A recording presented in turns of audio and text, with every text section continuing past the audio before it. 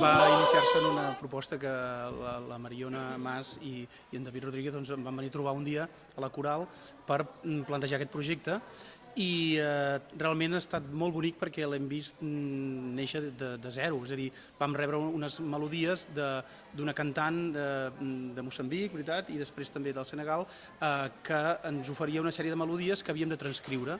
Llavors la Magalí Sala va fer la transcripció, jo em vaig encarregar de revisar-la només en aquell cas i de contactar amb els compositors que ens havien de fer els arranjaments, de manera que en aquest cas ja creàvem un vincle que és el punt de vista més occidental d'unes melodies que no ho eren, no? I trobar un punt de lligam amb aquests cants. A més, els cants africans en aquest cas són de tradició oral i això fa que el fet de deixar-los escrit, en aquest cas per nosaltres en un cançoner, també donarà un cert recorregut a aquestes cançons, si més no a casa nostra, segur que sí. I la idea és aquesta, que a partir del moment en què ja s'ha materialitzat el cançoner, això es pugui difondre al màxim. Jo crec que en aquests concerts el que ens quedarà segurament ja no només és la paraula, sinó la música, i això fa que sigui més profund llavors el sentiment que pot haver-hi cap a aquest projecte, perquè té una qüestió afectiva ja, afectiva, adjunta, diríem, no? I això és el que crec que és potent i important en aquest projecte. La força de la música és molt gran i a més la força de la música amb el text encara millor, perquè explica unes històries que pot fer aflorar la consciència, col·lectius que potser els queda lluny segons què i que els apropa a una realitat que és necessari que es conegui i que a més fa que llavors això creï aquests ponts de solidaritat cap a altres països, com en aquest cas cap a un altre continent com Àfrica. Bé, aquest projecte és un projecte que fem entre dues entitats amb la col·laboració d'un munt de persones, no? I d'un munt d'institucions també que ens han recolzat. El que buscava era unir la cooperació internacional amb un fet cultural com és, en aquest cas, cantar, no? Per això necessitàvem, evidentment, un cor, i en aquest cas el Cor Belles Arts de Sabadell i el Cor Infantil de Nens de Manlleu doncs ens han donat suport, i amb el seu director, el Jordi Lluc, i la Bulla Reixac, que és la directora del Cor d'Infants. El projecte el que cerca és realment donar valor a tota aquesta infància africana que pateix i que a més és qui empenta tot un continent, no? I que a més, a part de totes les dificultats que tenen, són incapaços de perdre aquest somriure, no? I a vegades és una miqueta el que nosaltres hauríem d'aprendre. I nosaltres el que farem serà cantar simplement una mica amb un homenatge amb ells. La Fundació Maïns, aquesta sí ja farà 30 anys, aquest any celebrem 30 anys d'existència, ens ha dedicat sempre a col·lectius amb dificultats, amb especials dificultats, amb problemes conductuals severs, amb problemes de salut mental, d'adolescents sobretot, i les seves famílies, i també tenim una vessant de cooperació internacional, en aquest cas amb Moçambic, amb la nostra contrapart a Moçambic, que és l'associació Tlaiseka, que treballa amb infants del carrer i que treballa per una mica fer sortir dels carrers tots els nens que estan vinculats a xarxes de prostitució infantil. I la nostra feina en aquest cas és supervisar la seva feina, recolzar-los amb el que calgui i realment ser presents allà.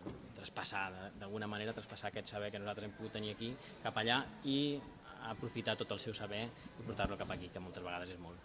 En el cas de Maín, el projecte que tenim vinculat en aquesta iniciativa és l'obertura de 2 centres més per noies, per nenes, realment són nenes de 8 a 17 anys que estan recuperades de les xarxes de prostitució infantil, i tot el que puguem treure d'aquesta iniciativa anirà a parar a aquest projecte. És un projecte que es diu Stop i que suposa una intervenció difícil però també molt gratificant, perquè veus que pots aconseguir que els nens aquests se'n surtin i realment que visquin, perquè si no és com si no hi fossin.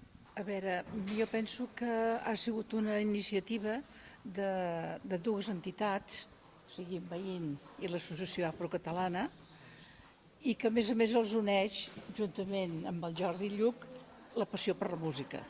I llavors, a partir de la música, va semblar que es podria fer un projecte musical però que a la vegada fos solidari. És a dir, que el que es pretén no és només donar a conèixer la música africana, sinó intentar que això reverteixi amb nanos de 2 hospicis que hi ha allà. Un és a Moçambic, que és el que porteu vosaltres, i l'altre és al Senegal, que és el que portem des de l'Associació Afrocatalana. Nosaltres, l'Associació Afrocatalana, és molt jove. Vull dir, fa molt poc que està constituïda, ara farà 6 anys, i va néixer també de la voluntat i els objectius de persones catalanes i africanes nouvingudes. Aleshores, bàsicament el que nosaltres intentem és, per una banda, fer cooperació, és a dir, ajudar amb el possible en temes de sanitat, en temes d'educació. O sigui, per exemple, hem portat una ambulància cap allà, cap a un dispensari, cadires de rodes i material sanitari, i a més hem ajudat a reconstruir les escoles d'allà dintre de les nostres possibilitats, que no són massa. Un altre dels temes és la sensibilització, i en quant a la sensibilització, el que hem fet fins ara ha sigut traduir uns contes que són en llengua mandinga, els hem traduït al català i aleshores els hem ofert amb un DVD. Aleshores, després hem fet un conte també que és el Miniamba i ara tenim el Cantem Àfrica.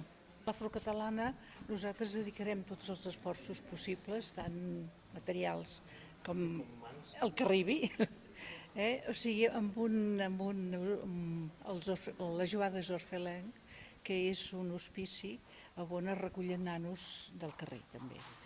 Llavors el que mirarem és la possibilitat que aquests nanos puguin estudiar, es puguin formar i els puguem ajudar fins que siguin capaços ells de tirar endavant per si sols.